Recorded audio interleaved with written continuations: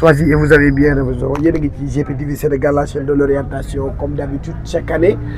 bu bac bi BFEM bi wala examen bu mënti doon jege si danañu amal ay entretien yu am solo ak ñi nga xamante ni bien sûr ñoo fi nekk di ay borom xam-xam ci wàllu wi wala nekk dans le secteur ñuy seq ak ñoom entretien chaque année ñu defal leen ko xam ngeen ni bien sûr ñu ngi jëm ci bac yi mu di examen boo xamante ni élèves terminale yi dañ ko def ngir ay wàccaayu bac bi ñu nuyu leen ziar leen alors tey ñu seet si groupe CRAC ak le directeur di monsieur Thierno Fall ñu gën ko xam ci INA chaque année nag ñu àndandoo moom ci entretien waxtaane préparatif yi ak état d'esprit bi mais aussi ak yenn conseil ak orientation lay jox élèves yi Thierno ñu ngi lay nuyu bàyyi la nga nuyu ak mbokki internet yi lay suivre. waaw salaamaaleykum merci DJ Assane ñoo ngi am contentement bu baax di la recevoir encore une fois avec le groupe GPTV comme ni ñu ko faral di waxee rek ñuy def benn liggéey bu am solo ci dans le domaine de la communication ci Tivaouane ñu gis ni aussi ñi ngi porter en tout cas la voix de la jeunesse un peu partout dans le pays donc c'est avec un grand plaisir ñu leen di recevoir fii ci cours de renforcement CRAC. merci beaucoup comme ni nga ko waxee GPTV Sénégal nekk nag benn chaîne boo xam ni Sénégal miin nañu ko ndax di wax ne rek di féliciter waat toute l'équipe avec nos 1 million d'abonnés donc mu doon loo xamante ni nag c'est pas une mince affaire donc félicitations à toute l'équipe de GPTV Sénégal tey ñu ngi waaj jëm ci li nga xamante ni moo di examen yi tey boo ñu doon dikkal un tout petit peu ci li nga xamante ni moo di fi élèves yi toll bi ñu commencé début d'année bi ren nag perturbation yu bariwul kon tey élève bi ndax boo ñu doon dikkal ci passage yu li nga xamante ni moo di élève bi ndax noppi la ñu am nañu bagage yëpp ngir mën a dem def fi examen yi. Bon comme ni nga ko waxee léegi rek vraiment il faut saluer quand même l'effort du gouvernement de l'État. Parce que ren on a assisté à une année scolaire stable y a pas eu trop de perturbations donc loolu aussi dafay favoriser évolution élève bi par rapport ak encadrement beeg par rapport ak conditions yi muy laaj pour mën a performer dans ses études donc loolu aussi di saluer aussi le travail de tous les acteurs de l'enseignement de façon générale de l'inspection les lycées les cours privés ak aussi tous les cours de renforcement ñoo nga xam ni ce sont les acteurs ci wàllu éducation bi donc loolu dafa bokk ci li faciliter liggéey bi de sorte que benn répétition lay nekk rek parce que c'est un travail qu'on a pour habitude de faire donc ça n'a pas été trop compliqué surtout que élèves yi chaque fois bu ñu ñëwee ils adhèrent rapidement à nos exigences donc de sorte que liggéey bi dafay nekk en symbiose avec les professeurs les élèves et les parents d'élèves aussi et même les autorités de sorte que liggéey bi amul difficulté majeure par rapport ak les années précédentes. boo ñu doon xaymaal wala dikkal ci ni année scolaire bi demee au niveau de CRAC ku ne xam na ni am na élèves yu bëri élèves yi def examen muy terminal wala troisième ñoom d'habitude ñu ci bëri mën nañu ñëw fin d'année bi soog a ñëw attaqué ak cours yi nga xamante ni moom la ñuy def ci école yi ak au niveau de CRAC tey boo ñu doon dikkal ci xayma fii naka la condition yi ak naka la demee woon ba ñu ñëw ci cappaandaw gi lan lay doon. waaw par rapport à ça moom je pense que comme ni nga ko waxee rek élèves yi moom. dañoo taamu bàyyi ba les dernières heures ñuy imprégné wu comme nit ñu war a imprégné wu ci seen ay études alors que loolu c'est pas la bonne attitude n'est-ce pas donc élève dëgg wax dëgg yàlla soo jubloo ci ay examen yu mel ne bac ak lu mel ne BFEM nga xam ni ce sont ay keleel ay caabi la yoo xam ne moo lay tijjil sa avenir donc loolu waroo bàyyi ba mu des ay 2-3 mois nga bëgg cee def yenn jéego yi fii nag ci cours de renforcement bi dañoo jël ay mesures par rapport à ça donc il est vrai que on est là pour aider les élèves mais aussi ndimbal da cee fekk loxol borom donc on avait décidé très tôt que bu ñu tollee ba benn période bi on n'allait plus recevoir d'élèves parce que aussi mënoo ñëw en dernière heure nga bëgg perturber wala nga bëgg professeur bi attardé wu par rapport rek ci loo xamante ni voilà say morom depuis très longtemps dépassé nañ ko donc loolu aussi day perturbation par rapport ak déroulement bi nga xamante ni moom la cours yi war a am donc sur ce point là aussi on n'a pas eu de difficulté sincèrement on a travaillé avec un groupe et c'est ce même groupe là qui continue à travailler avec nous. Donc ci côté administration yi professeur beeg planning yeeg élèves yi wàcc ñëw continuer def cours boo ñu doon dikkal naka ngeen ko dundee ngir wane rek noppi nañu ngeen dem ci examen yi lan lay doon. waaw non fii moom xam nga ñun suñu planification la toujours dañuy tenir compte que on a des élèves du privé comme des élèves du public mooy waral suñu dressé suñu emploi du temps may remercier waale de passage le directeur pédagogique muy Tanor Mbaye Cissé. buñ ci waxtaan dañuy bàyyiwaale xel tous ces paramètres là de sorte que dañuy am benn groupe boo xam ni ñoom dañuy ñëw de 17h à 19h ak beneen groupe boo xam day ñëw de 19h à 21h donc loolu day permettre aussi ñu éviter la densité dans les salles de classe ñu éviter la cacophonie comme on dit rek bañ a jël booy jaxase leen loolu du favoriser résultat yu baax. Donc si sunu programmation dañuy def des groupes comme on le fait souvent à l'école des cortes ñuy ñëw terminal A terminal B TSA TSB de sorte que ku si nekk rek yaay xool ban heure ak ban moment moo la gën a intéressé daal si nga gën a gis sa bopp pour nga mën a ñëw jàng si. Donc par rapport à ça aussi on a fait une planification boo xam ne c'est depuis le début de l'année. Ce n'est même pas cette année-ci on a toujours travaillé comme ça faire de sorte que élèves bi nekk dans des conditions yoo xam ni voilà dina mën a jàng correctement. Alors bu ñu dikkee un tout petit peu ñu ñëw nag ci préparation yi ak fi ñu toll examen bi li ci des bareetul ñu gis nag depuis lors à votre niveau yéen a ngi renforcer cours yi gën a accompagner élèves yi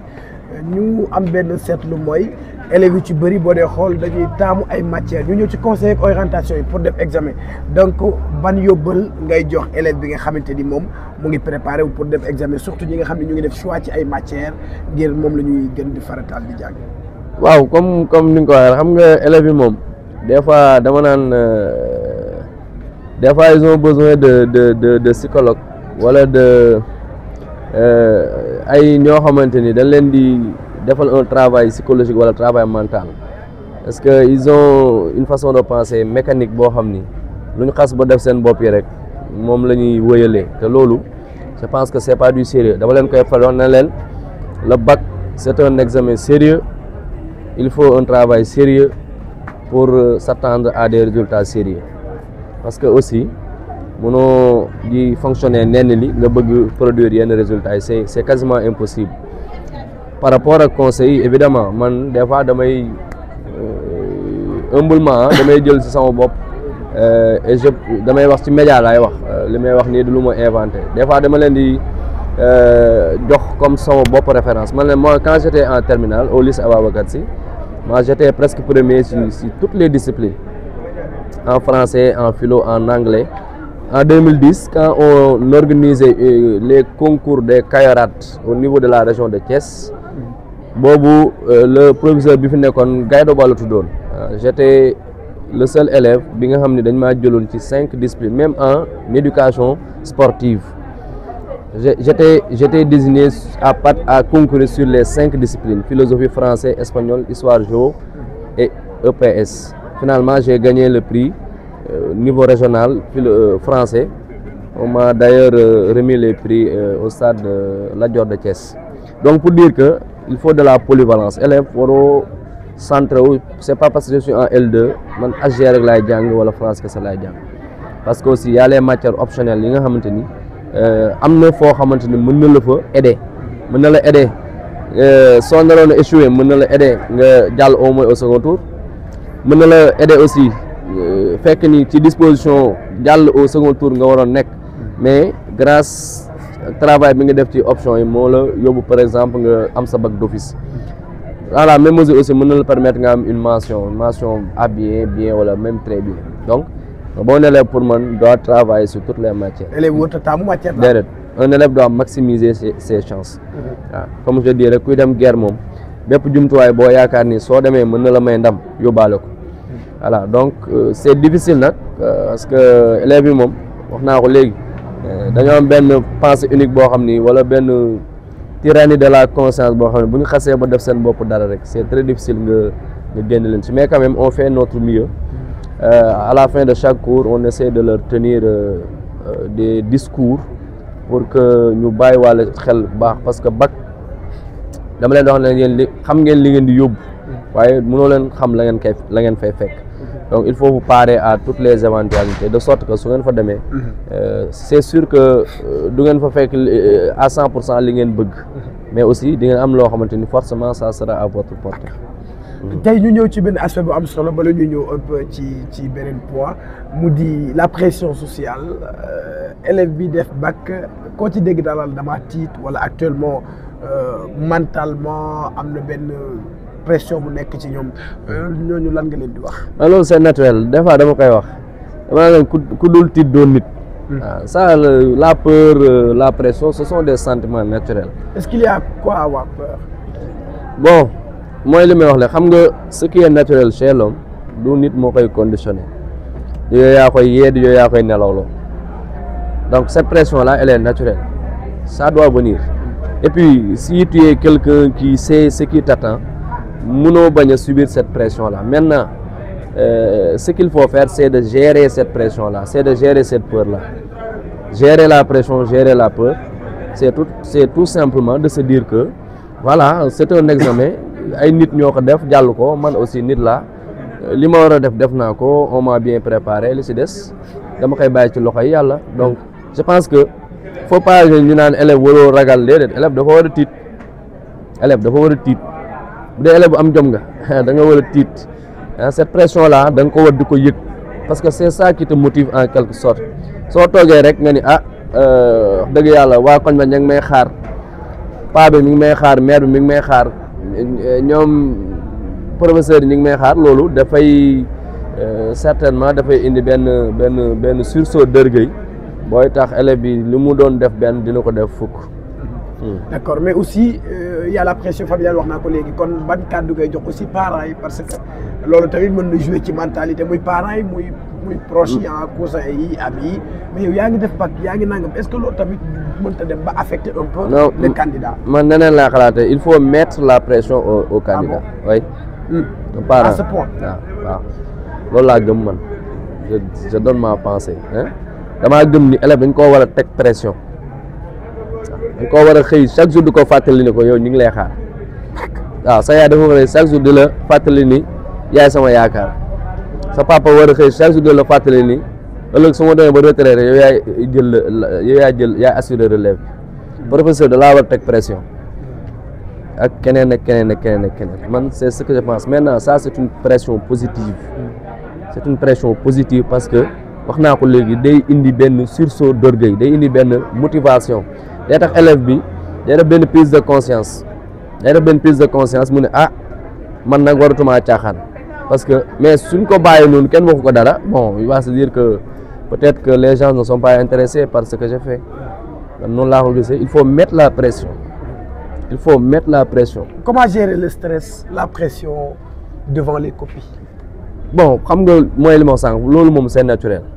parce que aussi mais foofu y a une forte pression. waaw xam nga c'est pas facile. waaw mais xam nga nit yi ñoo bokkul surtout chez les filles ñoom facilement elles peuvent céder à la pression de ñu si bëri sax dañuy dem ba examen elles se perdent complètement parce que étant sous l'effet de la pression. nee naa leen la pression bu ngeen ko gérer wul moom mooy indi la peur. moom mooy indi la précipitation et quand on se précipite on peut pas faire un bon travail maintenant mooy li ma wax sànq rek il faut un travail mental boo xamante ni élève bi personnellement da koy jéem a nourrir ci boppam pour mu mën a dans tous les cas mu mën a en tout cas gérer la pression ba du am benn incidence négative ci li muy def. mu doon lu am solo donc wax nañ ko devant dañu nekkoon ci côté pression beeg yooyu moo tax ma dugg ci loolu mais am na beneen aspect bu am solo muy conseil ak orientation bi ngay jox élève bi war a préparer wu suba la li nga xam te moo di bac le jour ak jour yi ci topp ba après nan la élève bi war a comporter woo ba mën a stable am quiétude en quelque sorte. non man des fois su may defi cours loolu laay wax élèves yi dama naan leen bac ñaari jours ñoo ci des ñi naa ma 30 jours ñi naa ma 20 ma leen c'est parce que vous n'avez rien compris ma leen le bac c'est demain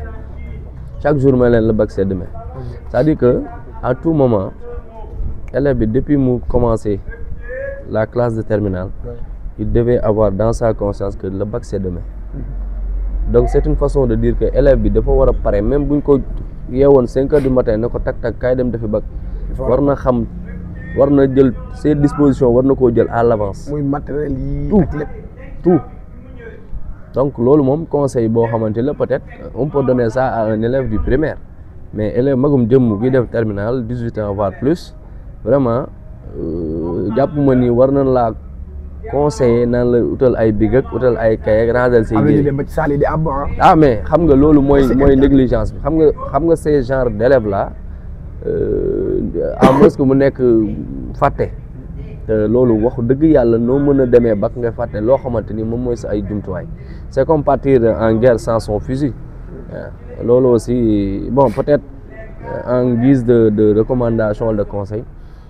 que na élève bi def ci boppam que ni le bac c'est un examen très sérieux il faut prendre toutes ses prédispositions à l'avance nag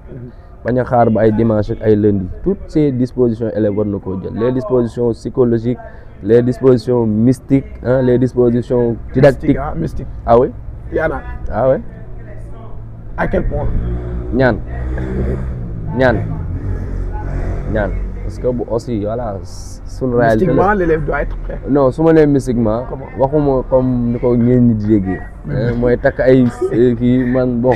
je ne parle pas de ce côté là du ma sax dugg parce que ku nekk aussi ak say gëm-gëm voilà ku si nekk ak say gëm-gëm waaw mais su ma nee mystiquement parlant mooy c'est ce qui n'est pas visible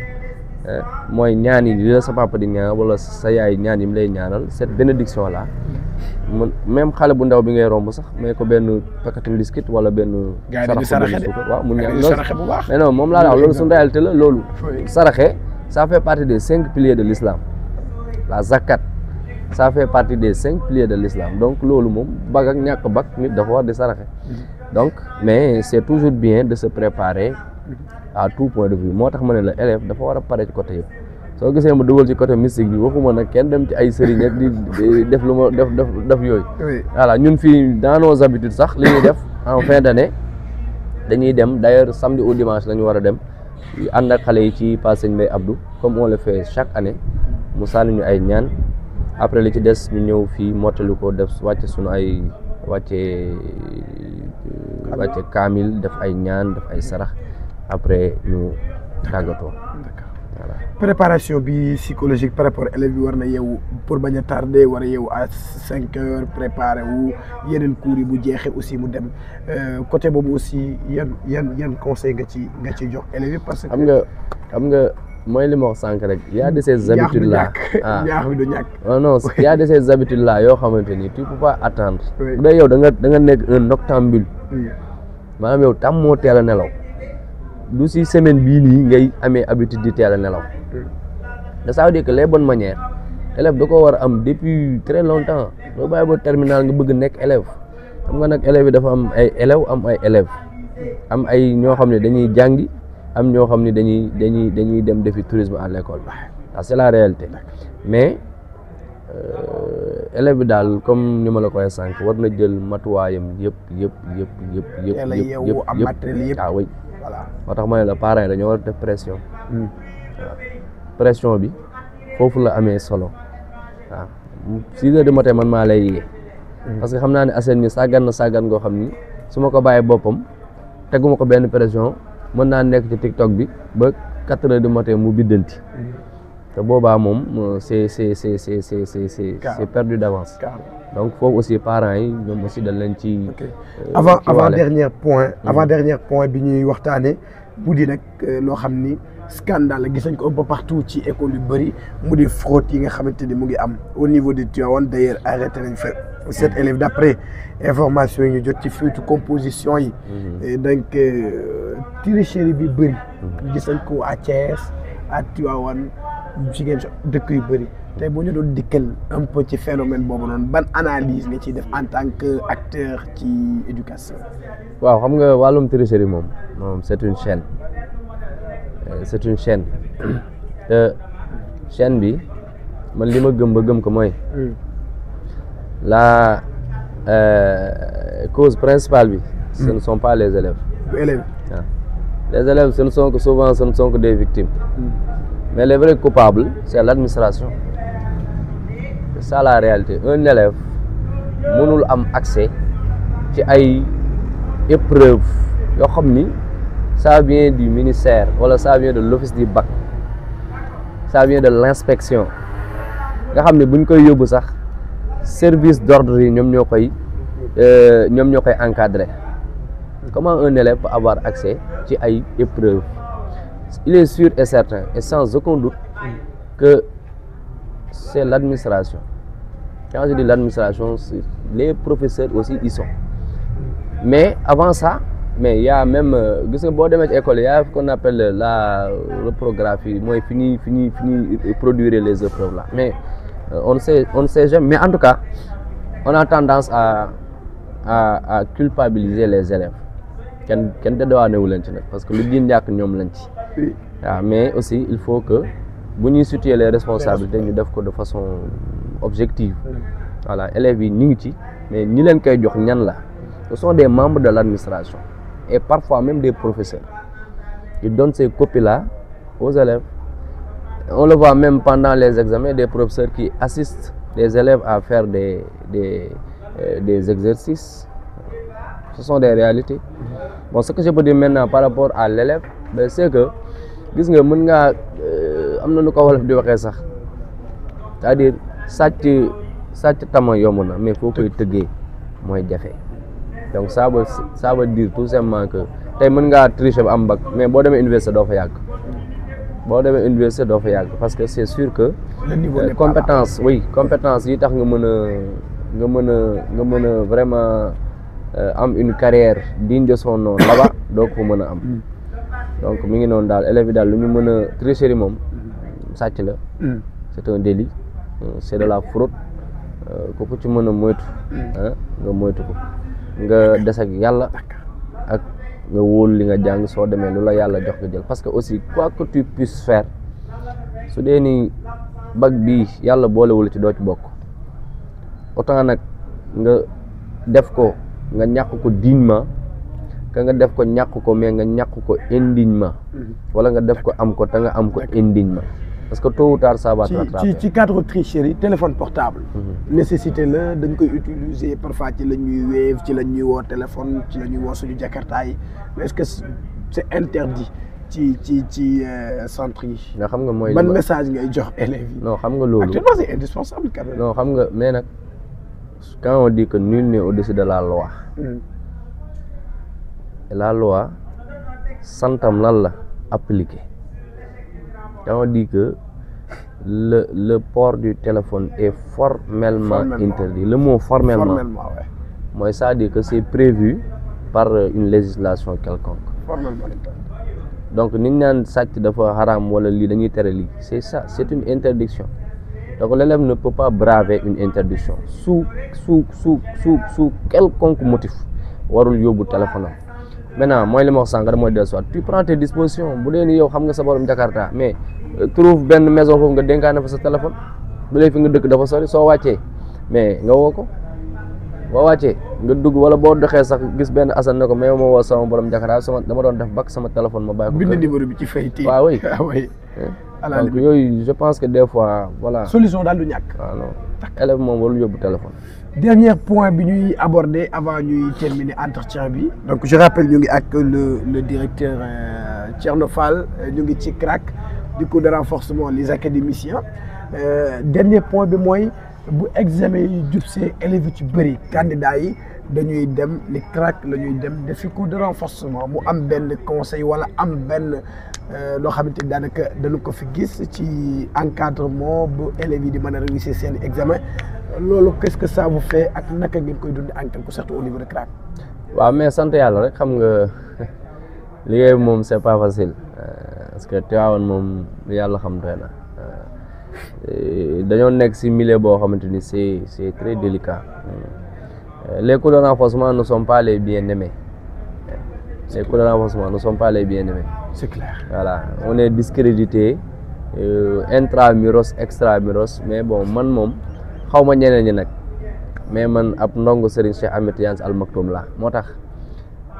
quand les gens se donnent les moyens de saboter ce qu'on est en train de faire, na len lu ngeen yaqul 10 ans, ren moy crack am 10 ans. Do légui ni ngeen koy yaq.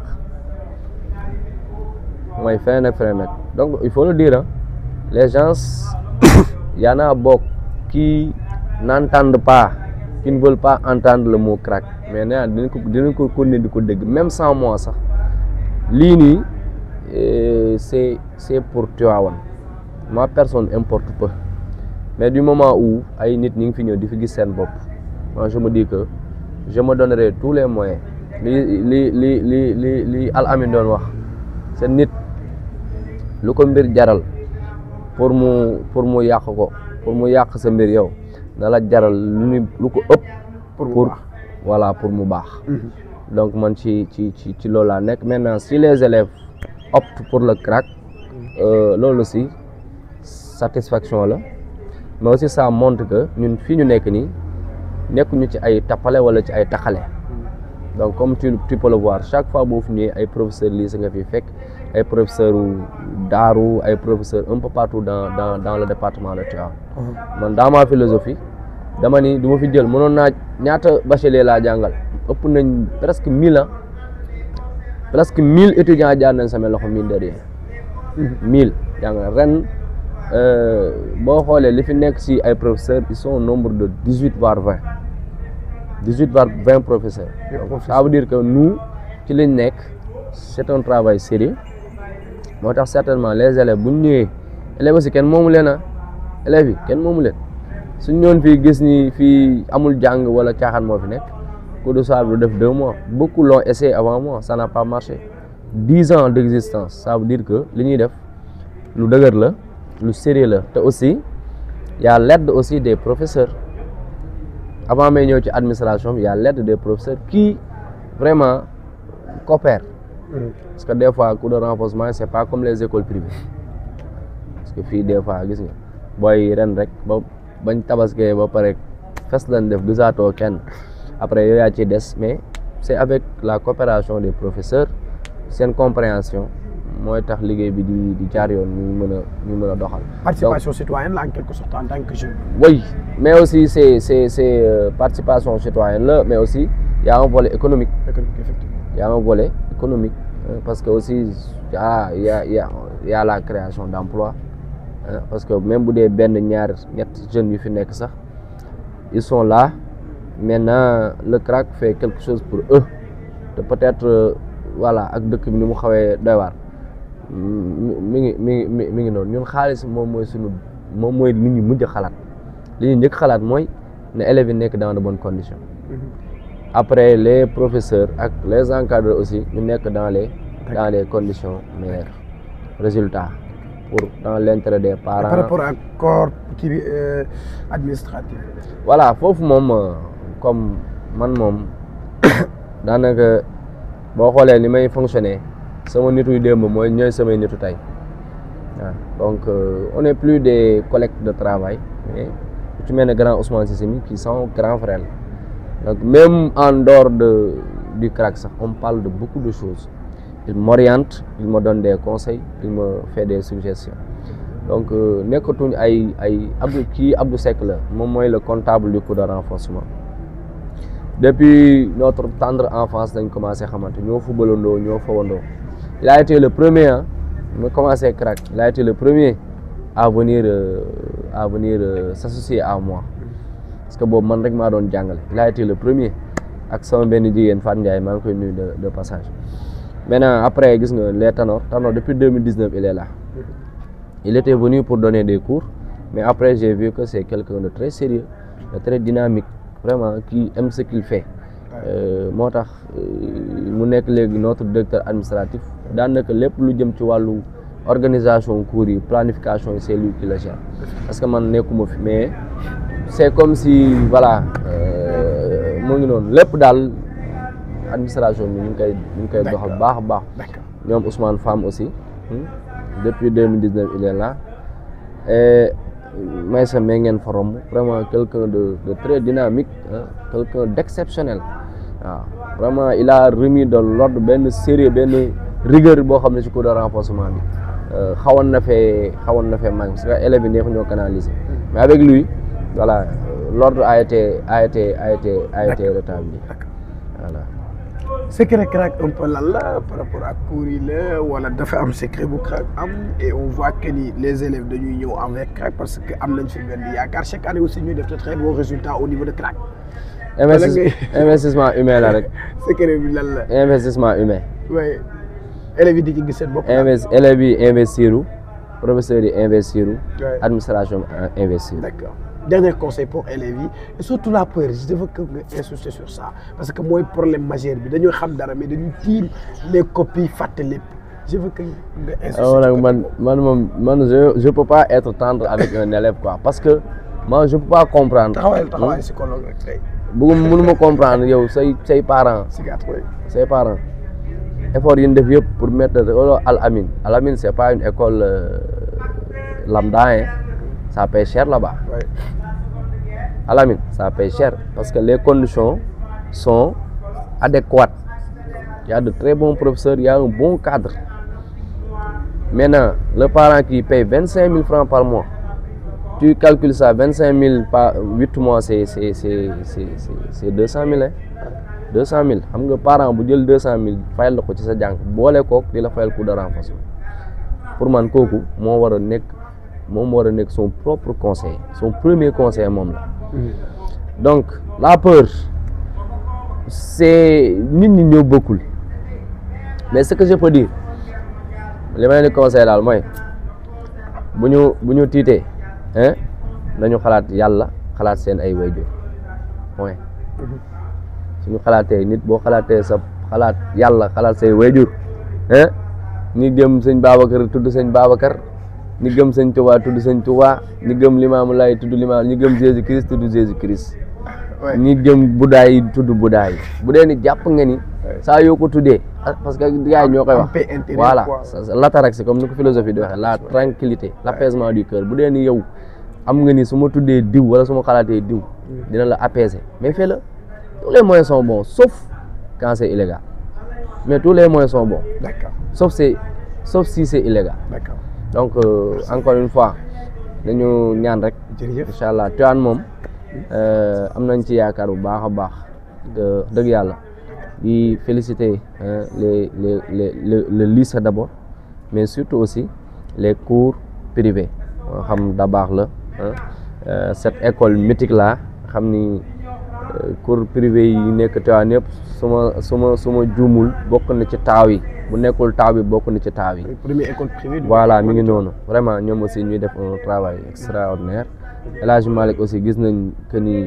vraiment par rapport ak début bi ak léegi école mi ngi jël ampleur parce que loolu le secret rek mooy liggéey bu baax naka noonu aussi les rayons du savoir naka noonu aussi Al Amine moom man mooy sama école de cœur quoi UPIS voilà tous les cours privés Tivaouane Al Maktoum bi nekk wetu garage voilà ñoom aussi ñi ngi def un travail parce que ñun les cours de renforcement malheureusement ñenn ñi duñ ko comprendre noonu ils pensent que ñun nous sommes là pour concurrencer les cours non ñun nous sommes là xam nga la liggéey bi parents yi daa am lu ñu semé à l'école les professeurs ils arrosent ñun lan la ñuy def ñun entretien bi la ñuy def après élèves yi ñoom ñooy ñëw 8 la cay bàyyee ko ñoom ñoo ci bénéficier ñun on est là juste pour accompagner pour encadrer on n'a pas la prétention de nous substituer aux écoles encore moins de les concurrencer on n'a pas ce pouvoir là donc réussite su amee loxo état mu ngi ci loxo parents yaa ngi ci mais aussi loxo école privée comme publique yi ñi ngi ci avant les cours de renforcement ñu mujj parce que fii les élèves passent ici 2 heures de temps ñu dolli leen dal leen di dolli rek donc l' essentiel école lañ koy jàngee ce sont les professeurs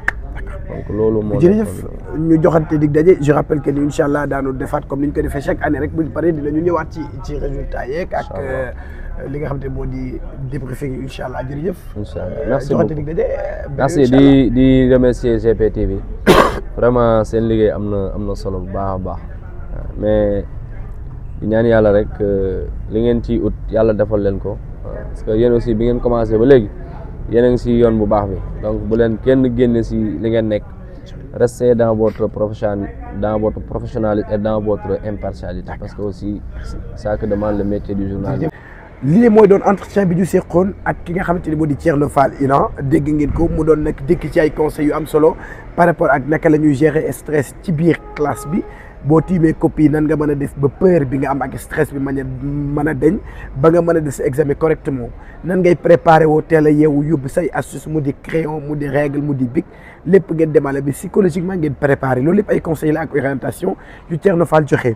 mais nag bu leen toxal seenu suivre ci GPTV Sénégal la chaîne de l'orientation ndax xam ngeen ni mu di avant pendant après examen yi ba ci résultats yi lépp dañ leen koy toppal ay analyse ay émission ak ay entretien yu am solo ak équipe bu GPTV Sénégal ak képp koo xamante ni kàngam nga jëm ci wàllu yi GPTV Sénégal la chaîne de l'orientation à la prochaine.